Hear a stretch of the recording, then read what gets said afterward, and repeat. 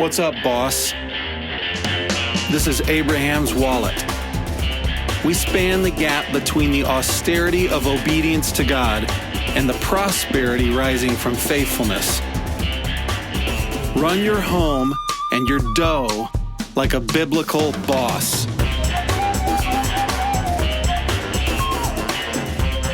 Hello everyone, welcome to 2023 and a new year of Abraham's Wallet, where our goal is to inspire and equip fathers to run their home and dough like a biblical boss. My name is Manuel. I'm one of the regular hosts here, although I won't be talking today except for this little introduction because my partner, Parrett, is having a conversation with an old friend named Cirullo. And Chris is an expert in the world of fitness. And you might be wondering why in the world we are talking to you about physical fitness. Well, we thought that we would start the year by talking about a couple of things that affect all of us. So this week, we're going to be talking about physical fitness. And next week, we're going to be hearing from a really neat dude, a friend of mine named Jeremy, who's going to be talking to us about land and food. Just stuff for us to think about because they're baselines for all of us. Now, I just want to throw in that Mark and I have talked for years about the fact that we give a lot of airtime on Abraham's Wallet to talking about our spiritual lives, how we can lead our families well and be godly men.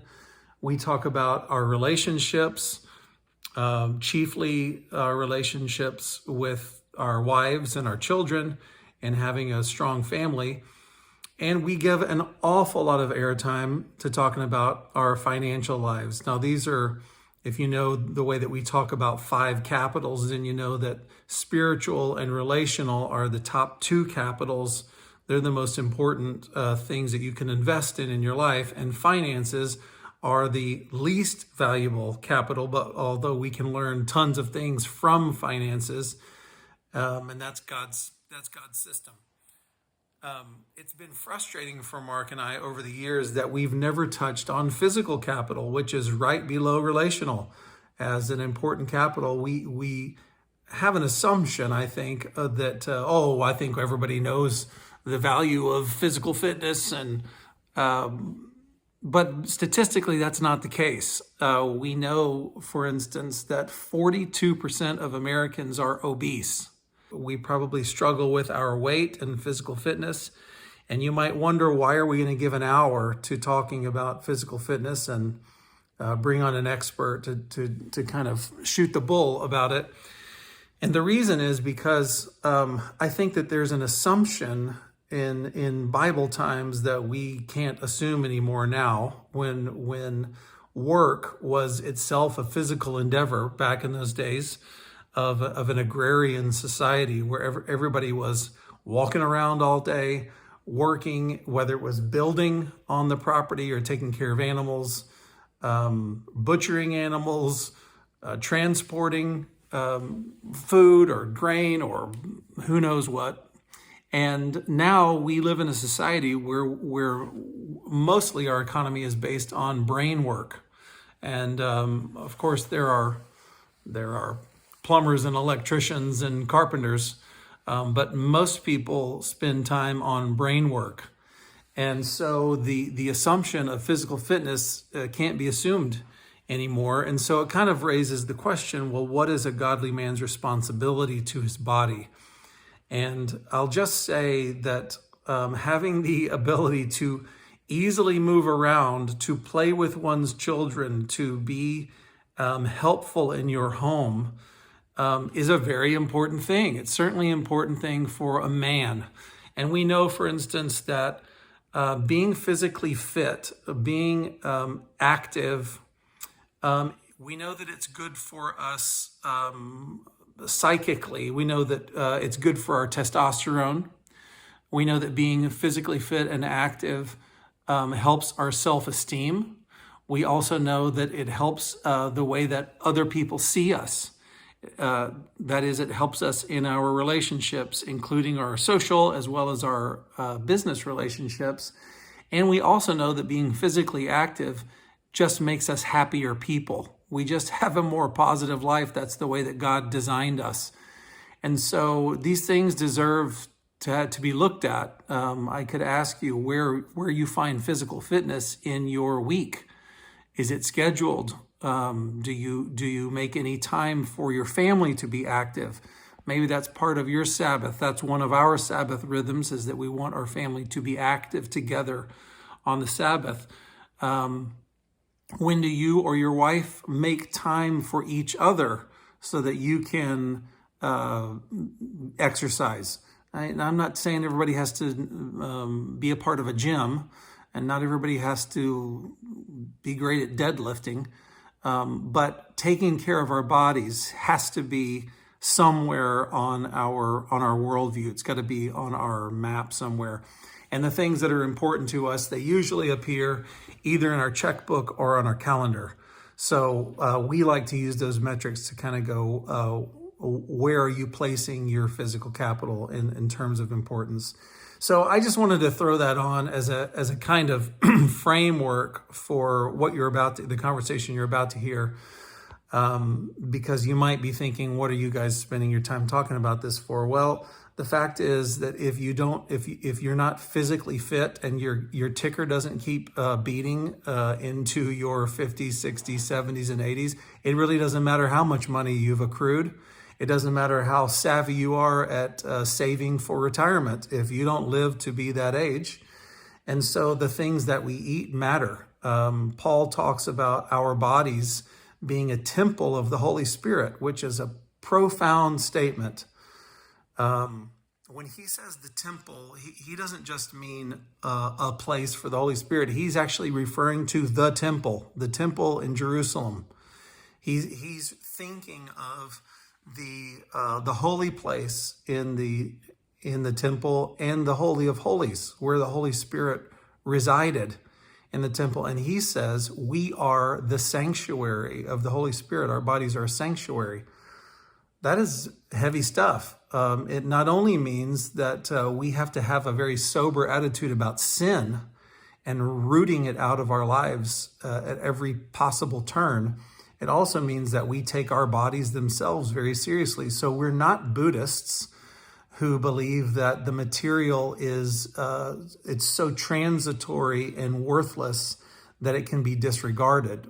Christians don't believe that. We believe that it's in the physical space that we meet God. We believe that the physical is one of the heavens. It's the first heaven. It's the one that we exist on. Now, it's not the most important thing. And the physical gives way to the spiritual in terms of import, but it matters. And it matters that we would treat our bodies correctly. So anyways, I'm starting to opine. And this isn't my episode. This is Mark's episode. So we're going to turn it over to Mark and his conversation with Chris. All right, enjoy this, and we'll see you next week.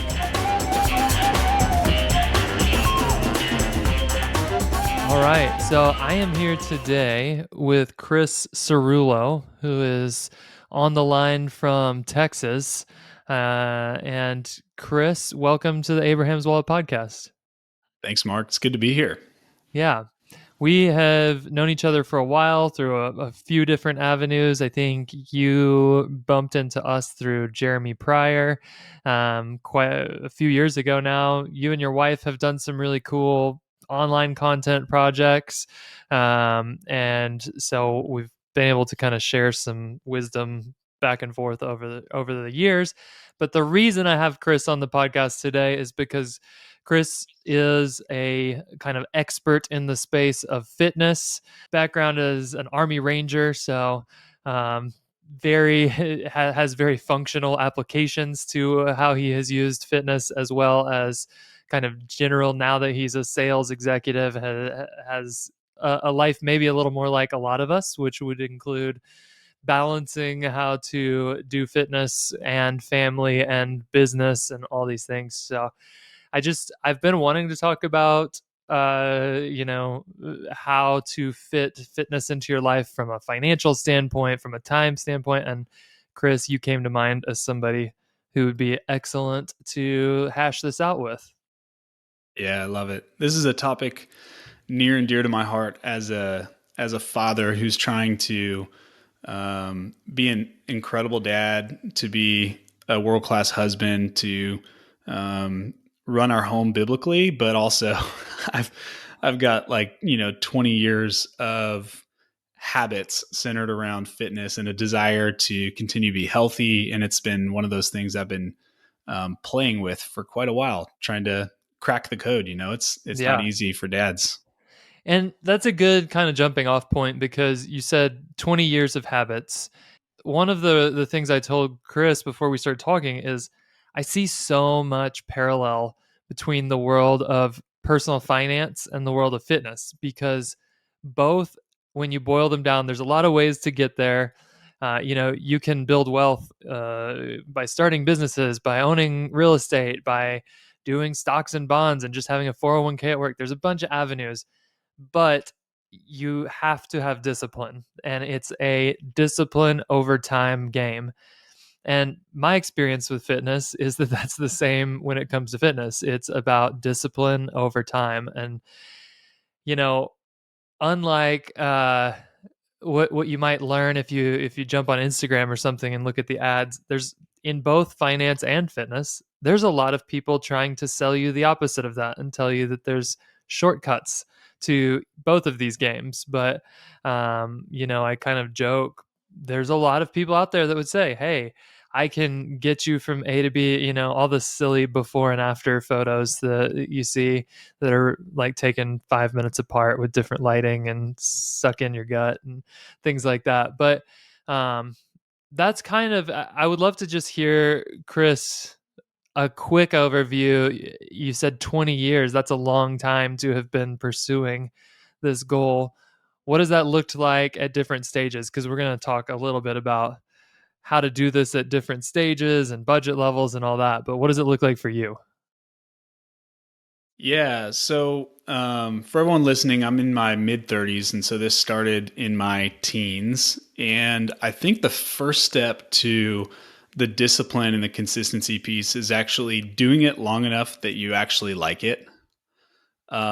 Most people don't do hard things for long enough to see the feedback that they want from it, so that they are motivated to continue. And like you said, it's much like finance, right? Like if you invest your money and you look at it 5 years down the road, it's not going to look anything like it does, in 25 years. And you might be tempted to say, it's not working quite the way that I want it. I'm not enjoying this. I'm not getting the outcomes. And so for me, I had to fall in love with fitness first and give myself long enough to really see some of the outcomes in order to develop a lifelong discipline. In addition to that, I think that the confusion that's being translated in the industry, like you were describing, quick gimmicks and, fix it plans and I can do this.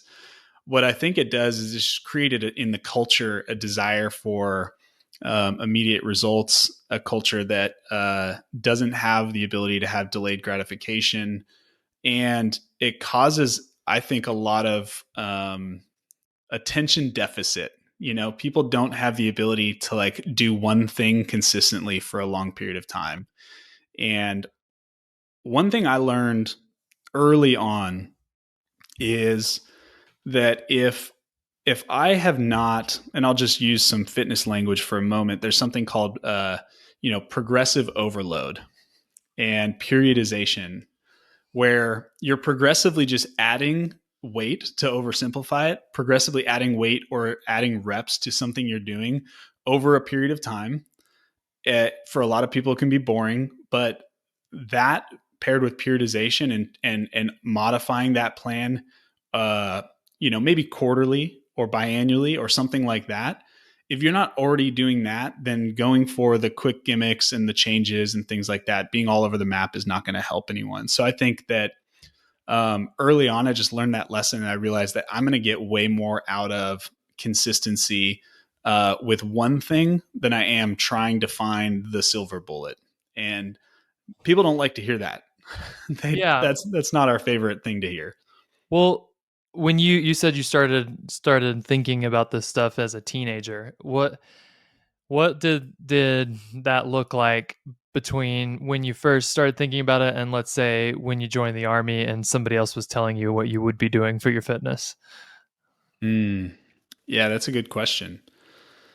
Well, so I was an athlete, and a lot of my fitness was promoting the Sure. excellence in my skill. And I was a wrestler and a football player, and so anybody, I think of it kind of like golf. If there's any golfers out there, right? Like you can get pretty good at something pretty quickly if you're brand new, but going from good to great uh is a lifelong journey. Yes.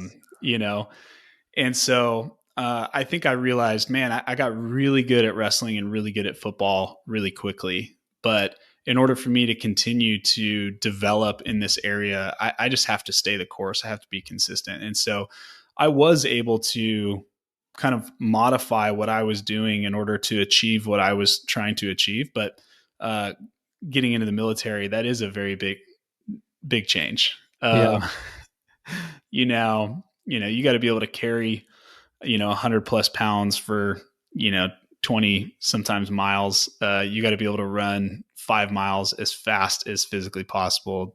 Do you So know you join the army, right? And there's a standard there, but then Mhm. you didn't just, because I see there's an army base not too far from our house, and occasionally I'll see them out practicing for their physical fitness tests, things like that. There's a very different standard though if you want to be in the special forces community. Am I right on that? Yes, yeah, Okay. very different. What did you have to do, and how long did you have to get there when you decided this is what you were gonna sort of go for? Ooh. Well, so I came out of playing college football, so I was what I thought was really fit. Okay. And I went into basic training, then into the airborne school, and then into what's called the Ranger Indoctrination Program, which doesn't exist anymore. It's now called the Ranger Assessment and Selection Process. But the old guard would say that ours was way harder. But Of course. but something shifts when you now have a log on your back and you're running several miles with other people or carrying 40-pound water jugs and things like that. And so the standards definitely were much higher. um, we actually had separate standards for our physical fitness testing than the rest of the army as well, because in order to maintain your position where you're at, you had to be incredibly fit. So there was a season where I could run 5 miles in just over 30 minutes. I was benching 400 pounds and I weighed about 200 pounds. I am not even anywhere near any of that at this point. That's a very specialized thing, but we're talking training a couple of times a day, intentionally in the gym, or from an endurance standpoint, and then being on your feet and actually doing your job and training with weapons and things like that all day. So you get Yeah. fit very fast. Well, there's a combination of things happening there, right? Because I think we'll talk about it in a second.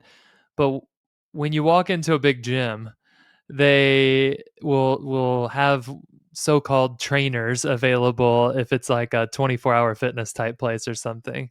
And often I have noticed that those trainers are about 22, 23 years old. And like you said, you're not necessarily at the peak of your, like, not hitting PRs on the bench press anymore.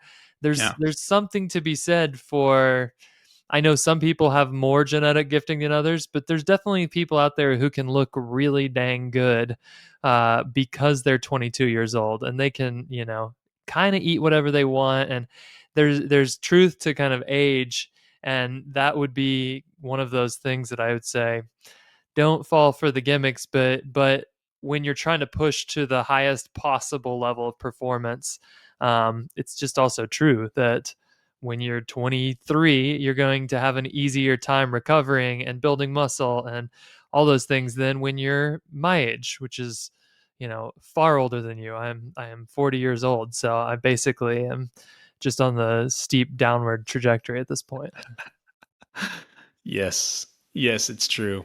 Um, I certainly think that that's one thing people overlook, and it frustrates a lot of guys, especially dads who get busy with kids and family life, to suddenly have this shift in their body that they now can't do what they always used to do. And even if they did do what they always used to do, they're not going to get the same results. And so there has to be this recognition at some point that things have shifted, and I have to change also the way I approach things in light of that. It's no different, like you have talked about a lot with finance. If the variables shift, you're going to have to shift the financial plan, most likely. Yeah. Well, before you can even do that, you have to have a plan. And that's Yeah. like what I was thinking about when you're talking is okay, college football. The plan is what position did you play, Chris? In high school, I was a linebacker. In college, I was a free safety. Okay. So there's a specific set of skills you needed to be good at that job. And so the plan was probably built around those skills. Then Army, there's a specific test of fitness that they want you to pass. So you kind of had your goals laid out for you there. I'm sure there was some other things that you might have wanted to achieve when you were doing all that work. But then you come out of that, and I think a lot of guys are in that position where they're like, I guess my plan is to try not to get fat, and but very few people actually sit down and say this is my goal and my plan. And anybody who's listened to us at Abraham's Wallet talk much knows that we start with kind of vision and goals for everything when you're building a family, when you're thinking about what to do with money. But I think it's you can disagree with me if you don't agree, but I think it's kind of the same if you're going to spend however many hours a week on fitness. You probably should identify what it is you're trying to do. um, so how'd you do that once you got out of the Army and now you're in kind of the world of working a job, having a family, all that stuff? How did you zoom out and go, I actually have to create some goals and a plan now? Yeah, that's a really good question. So, thinking about it from a multi-generational family standpoint, one of my biggest goals is to be able to beat my grandkids. And I Wait, want maybe we should qualify that. What do you mean by beat them? beat them at physical activities, not yeah. So Okay. I want to be, 65 and outrun grandkids and, play basketball with them or wrestle around or whatever, and be really capable. I want to take them hunting. I want to be able to go hike. Those are the kinds of things that really motivate me and then become the foundation for goal setting, because that then creates a different set of goals that change the inputs required to get to those goals. And For James sure. Clear says it best. He says, you don't rise to the level of your goals, you fall to the level of your systems. So for any goal that we have, we've got to then, like you were talking about, map backwards on what is the right system to accomplish this. So the days of benching 400 pounds are out the window, because if I want my body to hold up in, 25 years, then I probably don't need to be pushing that around quite the same way that I used to. But I do need to maintain really consistent, moderate strength, endurance, stability in my joints and those kinds of things. And so I started mapping a plan for uh, specifically if I want to be healthy and not broken in 25 years, to be able to do that with grandkids and to really enjoy that multi-generational season of life, then that's where it started for me. Yeah. Have you listened to Peter Attia at all? Do you know who he is? Yeah, I like Peter a lot.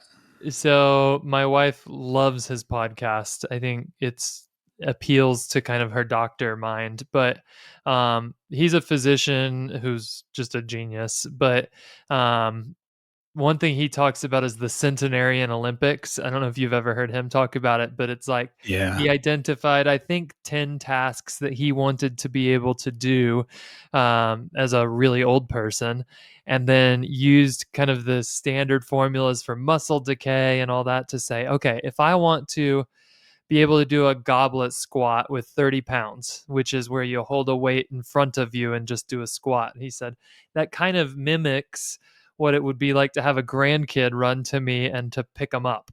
And so I want to be able to do a goblet squat with 30 pounds, and I'd like to be able to do it when I'm 90. And then he works backwards to benchmarks for if I want that, and I know how much muscle the average American, I guess it doesn't matter what country you're from, the average male loses per decade.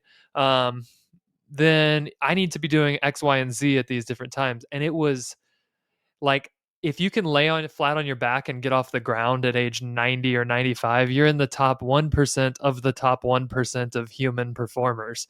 So it's kind of the equivalent of running a 2.5 hour marathon.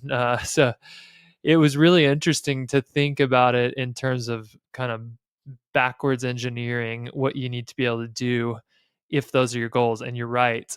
Unfortunately, it wasn't just, pull the biggest deadlift you possibly can Yeah. when you're 40.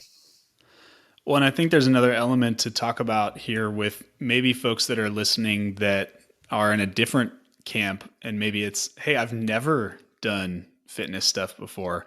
And Dr. Tia, he'll map out, and I love this approach. He'll say, okay, well, if you want to be able to do X, Y, and Z when you're 90, then you need to be able to do A, B, and C now, Right. at an even higher level, and then be able to maintain what would be a downward trajectory on the way your body is actually operating. Because the reality is you're going to decline. So do you want to decline from where you are now?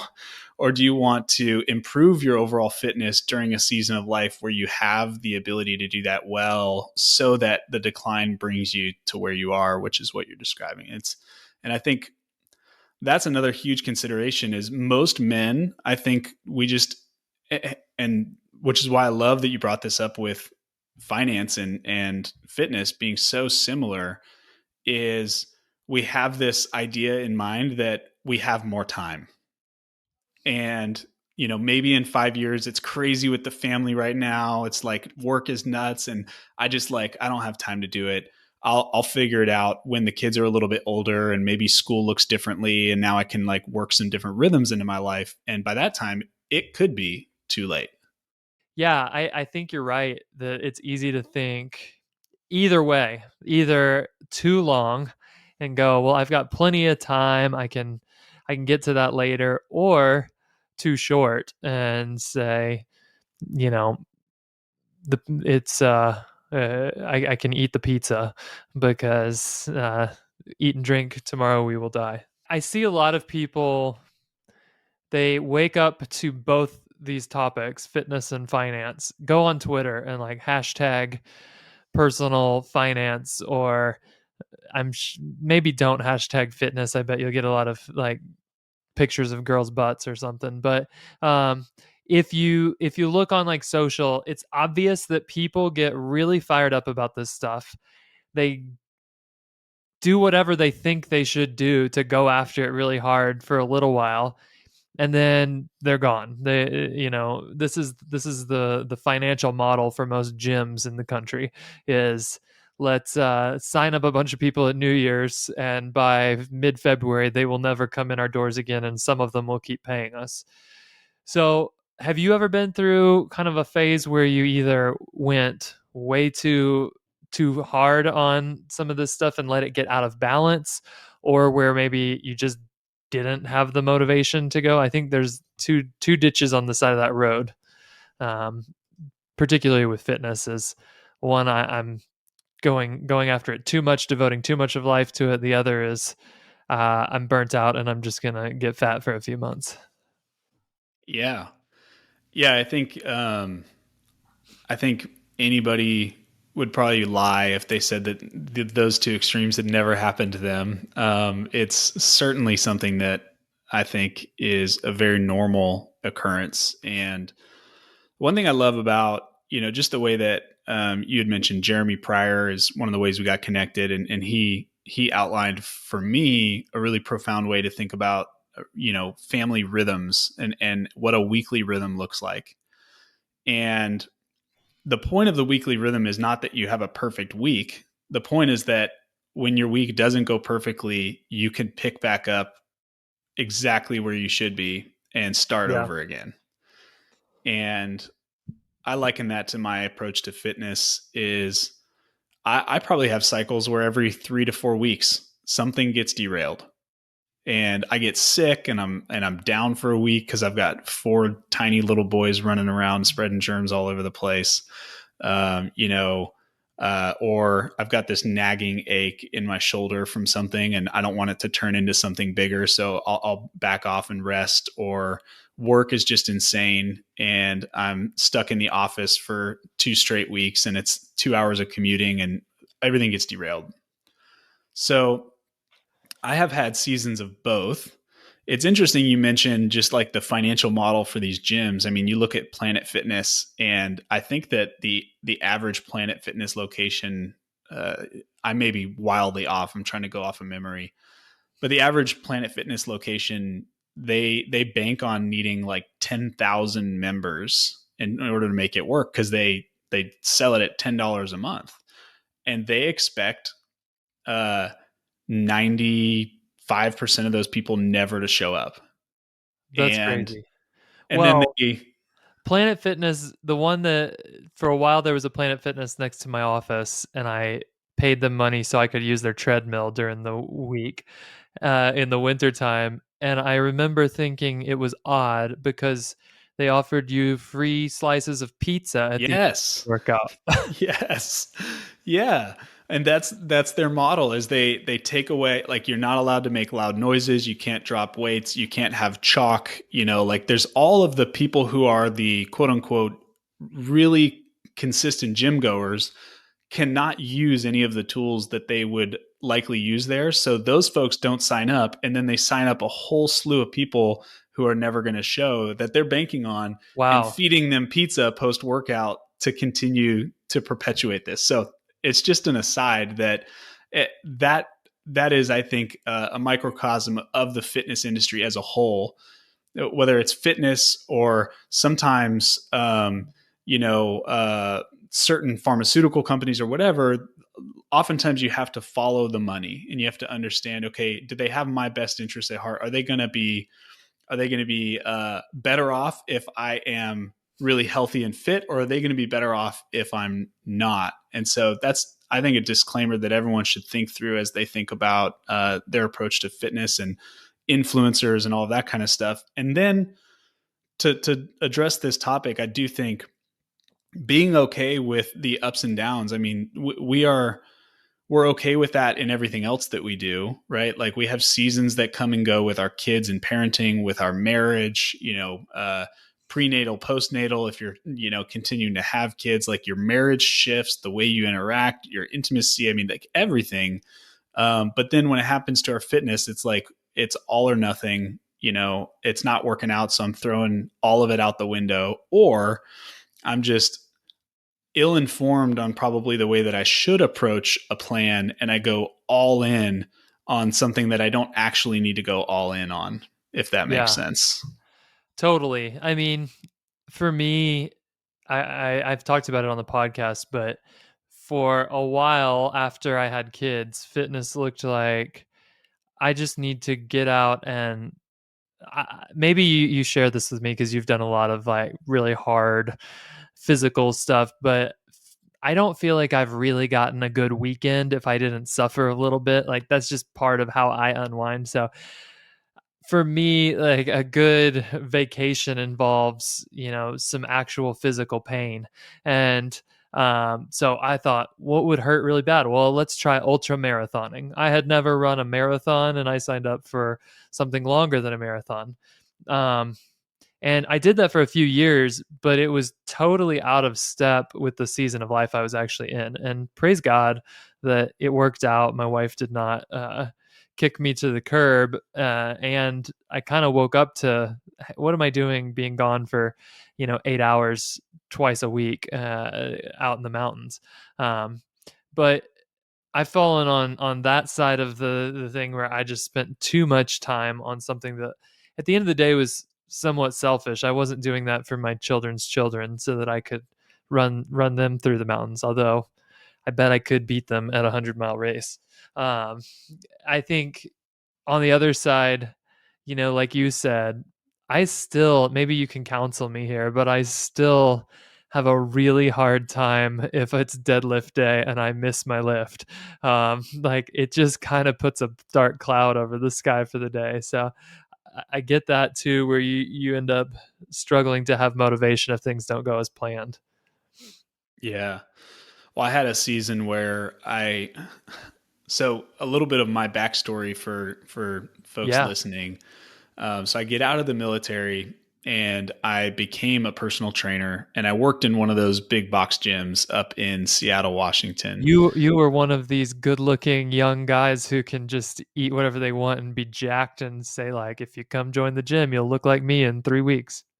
Yeah, it's really easy as a trainer when you have 4 hours in the middle of the day to do anything workout related that you want, and all the supplements and all the food at your fingertips and all that stuff to then say, "Hey, follow me," you know? Yeah. Um, so I did that for several years. Got into kind of a management role in that, where I was helping other trainers kind of figure out their way.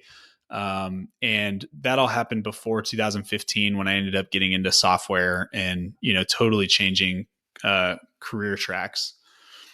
And so there was a season in there where I decided I wanted to be a power lifter and actually compete in powerlifting. And the Oh, demand of right. time that took, as you're in that powerlifting game yourself. I mean, to get really good at that, this is around the time when our first son was born. And I mean, your sleep, your nutrition, your workouts, your day, like how much energy you exert on other things throughout the day, like you have to be incredibly calculated when you do that. And I also had a season after that where I was doing competitive CrossFit, and I got into different seasons of this, and I realized kind of what you're describing, in regards to getting out of bounds. It was just Justine was my wife, incredibly gracious, like yours. She didn't kill me, thank God, but she probably should have, with how much energy. I mean, I look back at I did a bodybuilding show once, and you get to such low body fat percentage doing that. I was like, I was hormonal and moody and cold all the time, and slept, like 10 hours a day. And it was not fun to be around me at all. It's And like being a high school wrestler as an adult. yes, yeah, it's like being a high school wrestler as an adult. And I'll just tell you now, if anyone's considering that, don't do it. It's not conducive to family life at all. Yeah. No, I hear you. Well, I think that the powerlifting thing is a good example. I mean, I don't know how deeply you got into that game, but you don't win at that game without some external support from you know steroids and D-ball and testosterone and things like that. Um, there was a point where I kind of realized, I don't really want to do that to my body, so I'm probably not going to go super far in this. It is interesting that it's one of the only sports where it's completely allowed. You can do whatever you want as long as you jack big weight. But I do think there's kind of like we talked about, there's all these promises, and you've been on the inside of the industry. You've managed fitness with a busy schedule and 4 boys. Um, I'm curious for our listeners. They might be in a spot where they've said, "I'm not an insider. I'm never. I don't even really know how to comfortably work my way around a gym." I mean, you talked about Planet Fitness, but just go into any big gym and watch people. I think the majority of them are kind of wandering around, being like, "Well, here's like a leg curl machine. I'll do some stuff on this, then maybe I'll go to the treadmill, and then maybe I'll do the bench press, and that I feel tired now, so I guess I'll leave." But Could you give a little bit of guidance if you were talking to just one of our guys who is saying, I don't have a lot of budget. Where should I start if I just want to sort of go for something similar to what you described, Chris, that is like, I want to be healthy for the long term, be able to play with grandkids and kids and all that stuff. Where would you even start? Yeah, that's a hard one. There's a very wide spectrum here. And one of the things that I'll just caveat up front is I like to put clients through DNA testing and blood testing because I think you can drastically reduce the amount of time, energy, and money you spend staying and getting healthy by understanding what your body actually will respond to. But if you're like, Talk about that. What are you looking for?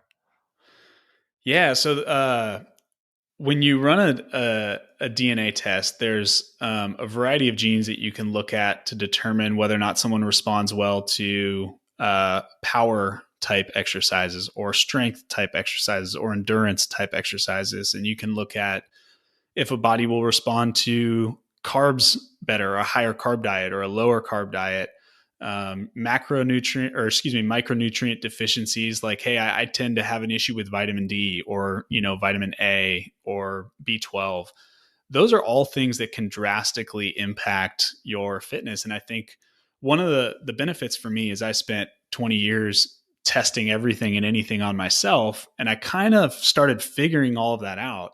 And then one day I did a DNA test and it actually confirmed that, the decade and a half prior to that of pain of, making mistakes and training the wrong way and all those things, and now learning it, that could have been saved if I had just done a test earlier. Now, I don't think those types of things really existed back then. But man, don't be the guy that spends 2 decades trying to figure it out.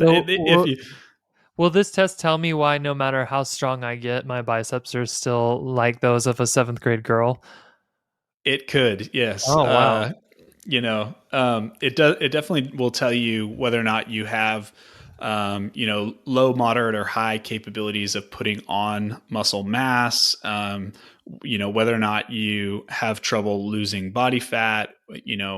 There's all sorts of things that you can learn from these tests. It's fantastic. Well, so to answer your question directly, I think a lot of folks will maybe get a little paralysis by analysis when they start thinking about this. And so I had a client I was working with recently, and he was a college baseball player and had always had all of his workouts programmed for him. He just showed up. They said, here, you're doing this. And that was, 15 years of his life.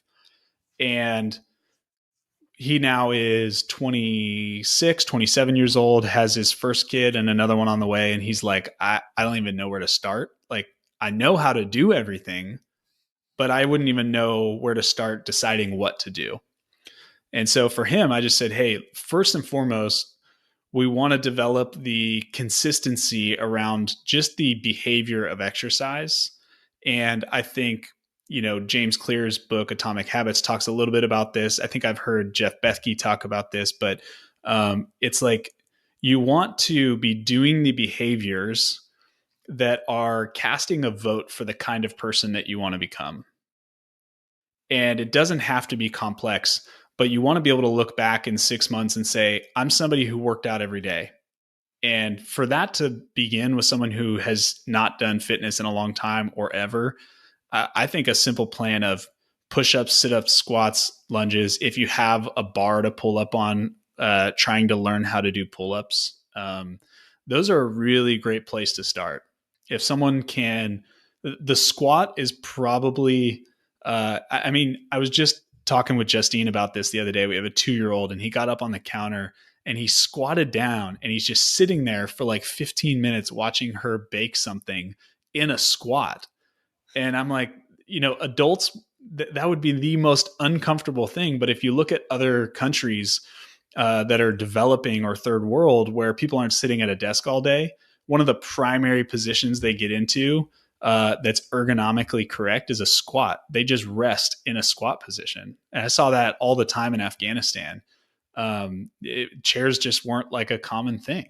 And so if you can get good at squatting, push-ups, sit-ups, maybe pull-ups, if you have the ability, that's a really great place to start for someone who has no money and no access.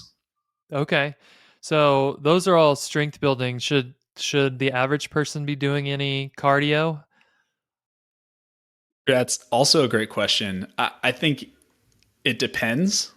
So when you look at someone's metabolism, how much they're burning in a day, a pound of muscle will burn more calories than a pound of fat does.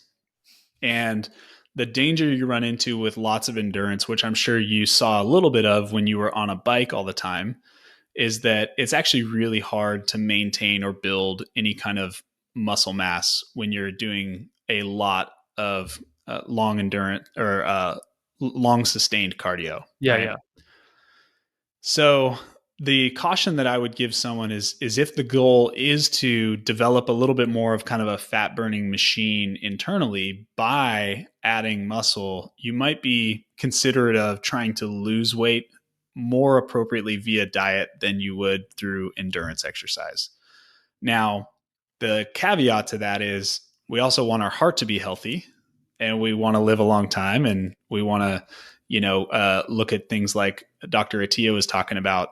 When we're 90, we want to be able to breathe and go upstairs and all that kind of stuff. So there is a requirement that there's some level of cardiovascular fitness that we want to try to maintain. So again, it goes back to the goals, and I think that would probably shift in and out in different seasons for people depending on what their goals are. Yeah.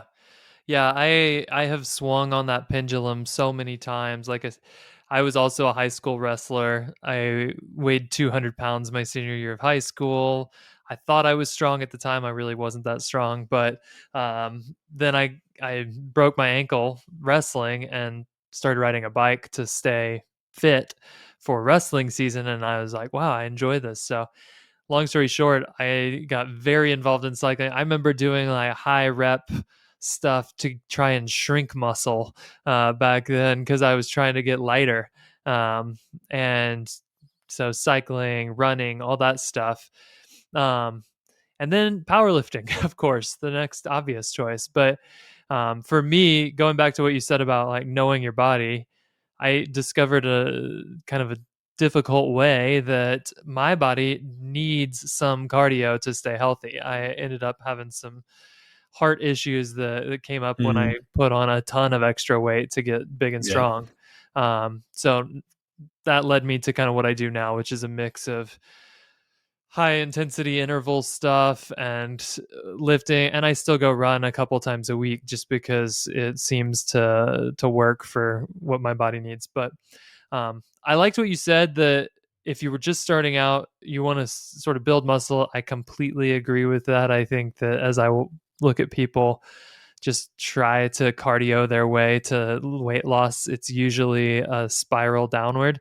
And getting stronger tends to just eat up fat, which is pretty cool. And everything you talked about is free. Like you could pretty much go find a bar to pull up on, do some push-ups and some pull-ups, and you'd be set. What if somebody like your baseball player client said, actually, I've got some money?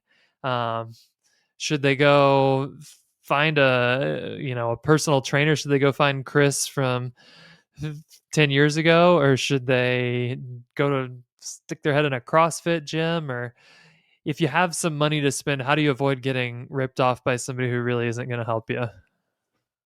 Yeah, that's good. And I want to answer that, but I want to address one thing that you'd mentioned Okay. before moving on to that, just to add some additional color. So, one of the double-edged swords that everybody has probably seen that they're not aware of is to your point, someone cardioing their way, to fat loss or something like that. So there's a couple of things that happen. If I'm dieting and I'm doing cardio at the same time, my body is going to naturally adjust my metabolic rate. So when you say, hey, I'm going to cut 500 calories a day to lose some weight, eventually your body, God made it incredibly efficient. And it goes, oh, well, I'm not getting enough stuff. So I'm going to adjust how much I need to spend in order to keep everything working properly. And so you have this down regulation that happens. So I'm dieting and losing weight. At the same time, I'm losing some muscle mass that is, part of what I need to keep that fat burning fire going. And then I get to my like goal, if you will. I lose 10 pounds or lose 20 pounds or whatever I'm doing. And it immediately comes back with a vengeance. Yeah. And the 2%, I think, of Americans maintain their results when they go through a weight loss program. That is insane, and something that no one's talking about. Not no one, but very few people in the fitness industry are talking about is something called reverse dieting. And the same way that your body adjusts when you are trying to lose weight, it adjusts when you need to go back to normal eating habits. So most people, they finish their diet and they kind of go back to normal, but they're burning way less calories now. And so you have this rebound weight gain, and you usually gain more weight than what you started with. Yeah, that makes sense. And so I would just, as people enter into this sometimes for the first time, or maybe that's been something you've experienced a lot, think about reversing out of that as intentionally and as slowly as you got into it. But also, to your point, cardioing away your fat does not normally lend itself to helping you keep it off in the long run. Right. Yeah, my experience was that I was shocked at how much more I could eat when I was mostly doing strength training without getting fat. Now, it had other impacts on me. My body doesn't like to carry around more than about 210 pounds, even if I'm not fat. So you got to find that balance for yourself. But I do think, if you just started getting strong, you might be shocked, both men and women, at how that makes your life better in so many different areas. But I did Yeah. ask you, if somebody does have some money and wants some guidance, where would you think this is where I would start so that I don't get taken advantage of or sold a bill of goods? I'm a little biased because I believe that this is the right way. And there's a lot of people that might have varying perspectives, but I think, those could be rooted in wanting to get your money. That's one thing. But I think that the key to not wasting your time and your money is actually understanding your body. And that's really hard for people to do that don't have a science background or don't have a fitness background, or haven't spent, like you and I, decades testing things on ourselves and experiencing different things. And so the DNA route is definitely, you could get a test for, 150, $200, and that can immediately at least give you the foundation of saying, okay, now I know the kinds of things I need to do. Now, if you have some experience, like, the example of the prior baseball player, he knows the kinds of stuff, or he knows how to do the things. He just needs to know what to do and when to do it. That can help start to bring guidance to that so that he can go execute on what he already knows. If you don't have that experience, I do think it's critical. If you think multi-generationally, I want to be healthy long term, I want to have a body that operates, I want to be able to, get out of bed when I'm 90, then what you don't want to do is damage yourself in the process. And I think at that point, you need to get some kind of assistance. I think we are notorious for getting coaches and getting support in so many facets of our life. And there's certain things, for some reason, that people just have this weird resistance to. And fitness, oftentimes, especially for men, is one of them. It's like, well, I'm fine. I'm self-sufficient. Yeah. I can figure it out. I don't need help. But it's like, hey, you get help on your finances.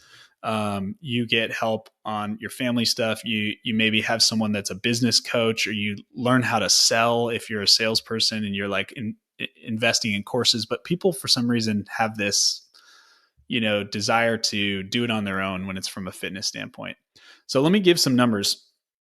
if I were to spend just the next 4 years paying $50 a month or $49 or what the average gym membership cost on a monthly, and not getting results in 4 years, I'll spend $2,500.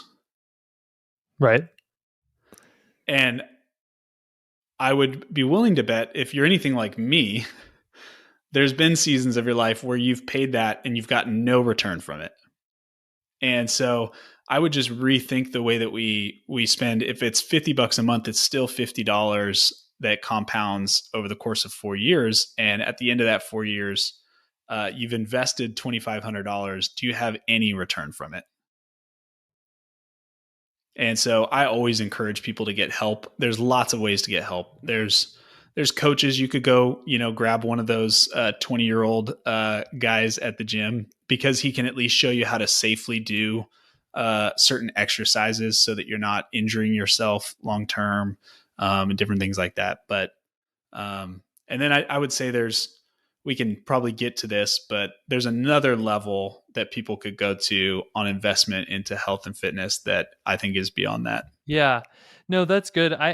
If I'm talking to somebody who just wants to say, okay, I buy it on getting strong, this sounds like something I'd like to do. But I don't, I mean, personal trainers are a lot more usually than that $50 a month. So how do I do it? I almost always recommend Starting Strength, which is a book by Mark Ripito. And he's a big proponent, whether you want to be a power lifter or not, it does not matter. You don't need to be a power lifter, of just learning to do 4 basic lifts the correct way. And that would be the squat, the bench press, the deadlift, and the press. And so if you buy that book, I think combined especially with some of their YouTube videos and things like that, you will learn how to do the lifts, and you will go to the gym and you'll go, holy cow, nobody is doing these correctly. And honestly, if you did those lifts and then mixed in a little bit of heart healthiness, however you wanted to do that, you'd probably be in good shape for at least the first 1 to 3 years of your fitness journey. Yeah. So I pulled this book out. Sounds like it's similar. This is a guy, Sal DiStefano. It's called The Resistance Training Revolution. And very similar. He actually has like all the workouts kind of like mapped out in here, shows you how to do them, teaches you the plan, and teaches you a lot of the stuff that we're talking about with how to think about approaching a strength-based journey versus a cardio-based journey. So Yeah. both of those are probably good resources. My favorite line from Starting Strength, there's a Q&A section and somebody says, can I wear lifting gloves? And his answer is, you can wear lifting gloves as long as they match your purse. So if you like that, you'll enjoy the book, even if you don't do all of the workouts that it programs. Yeah, that's great. Well, I want to get to a little bit of what you're doing now, Chris, but did you have kind of anything else that we didn't hit in terms of how people should be thinking about approaching fitness and doing it in either a cost-effective way, or in some cases the answer is don't go cost-effective. Like, it's worth investing some money in because, like you said, they're already going to spend a ton of money and flush it down the toilet if they don't know what they're doing. Yeah. I think there's probably one other level here, and it probably is restricted to people who they have a lot of financial resource to play with, but their time is what is absolutely cut completely down. And there's a machine called an ARX, and I think this thing runs in the $5,000 to $20,000 range depending on which model you get. But the ARX, you can actually do 2 20-minute strength workouts a week on this thing and get absolutely incredible results from what I've seen. And so if you're someone that has a lot of money to throw around, but you have zero time, then that might be something to look into. This particular machine, it's like an artificial intelligence resistance on both the eccentric and concentric motion It's all programmed, designed around what kind of force output you then give it, and like it responds to that. It's insane, but it is reserved for those people that, maybe, hey, I did waste 5 years or 6 or 10 years in the gym and I don't have enough time, and here's where I want to spend my money. There's stuff like that you can go nerd out on. But Well, I'm just going to encourage you to grab a barbell and get under it, because I think that that's I the knew right you'd answer. say that.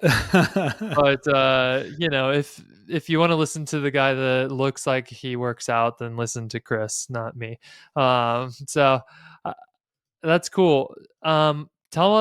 Before we buzz out of here, tell me what you're doing in this space now, because it's something you were full time in the fitness industry, then probably completely unplugged from that for a while, and you've realized this is something you actually enjoy doing. I know you well enough to know that you're a coach in whatever you do. You're a sales coach, you're a family coach, and you're just a good coach. So what are you up to now in this space? Yeah, thanks for asking. So I've actually, believe it or not, kind of flown under the radar here for the last 10 years. And I've always kind of had a client or two that I've worked with, and Okay. primarily centered around nutrition.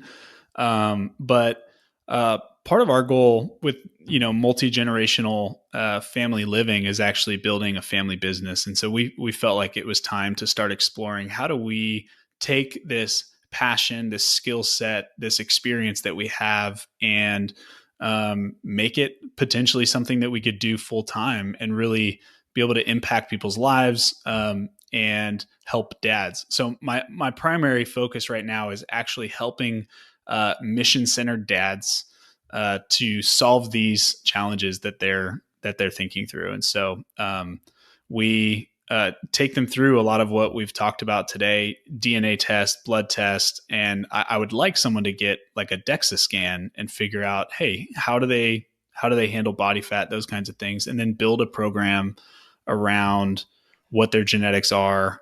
The cool thing with blood tests these days is you can actually get a readout of, hey, what is my biological age? I know that I'm, mid to late 30s, but am I actually 45 based on all of my markers, or am I 25 because I've been really healthy? And so we can build a plan that's really uniquely fit to someone's lifestyle, their, amount of time they have, what they'll respond best to. And then my biggest passion is that people will not be succumb to all of the noise out in the fitness industry. And so part of what I love doing is actually equipping people. I think that you feed a man a fish, you feed him for a day, you teach a man to fish, you feed him for a lifetime. And honestly, I'm a little bit sick of what the fitness industry has created for a lot of people, in the confusion and the inability to just kind of on their own be able to sustain healthy living for decades. And so that's a Yeah. really big focus of ours. So how would people find you if they thought this sounds interesting to me? I'd like to hear more. Yeah, pretty much everywhere you would look, you can find me at Mission Fit Dads, spelled all one word. So missionfitdads.com, at Mission Fit Dads on Instagram, We'll Twitter. I'm not put really much of a Twitter person, but we'll put these things in the show notes for you. yeah. Mission Fit Dads. I mean, goodness, you've got some jacked fellas on this homepage. So don't be intimidated. Just know that Chris is saying if you hire him to help you out, you'll look like this in just 6 weeks, or your money back. Right? Is that what we Yeah. just talked about for this whole time? Yeah, No. maybe 5 weeks. So yeah, I think that the high level is that I've wanted to talk about fitness for a while, and maybe we'll continue talking about it. Different aspects of fitness and nutrition is something we didn't talk about at all that we could have spent another 20 hours on. Mhm. But I do think that the biggest takeaway is that there's not a shortcut in this game. It involves discipline, and the good promise that comes out of this is that discipline over time does produce results. Even if there's those days that we mentioned, you just have a setback or you get sick and you take a few steps backwards. Discipline over a long time, just like with money in this realm of fitness, produces results. And so we want you guys to be disciplined, and we want you to be equipped to kind of have a plan and goals and vision in every area of life. And physical capital is one of those areas. So, Chris, thank you for coming on. I'm glad that we got to cover a lot of ground here. Maybe we'll have you back and go really deep on, whether the sumo or the conventional deadlift is the superior method. But I'll save that for another day, since the answer is pretty obviously sumo. Yeah, well, I would love it. There's lots to unpack here. It's a big world. One other thing that Chris has mentioned that we may or may not do, depending on interest, is Chris is in our volley channel, and he has mentioned that he would be interested in maybe a little Q&A volley room if you guys have questions about that, about fitness stuff.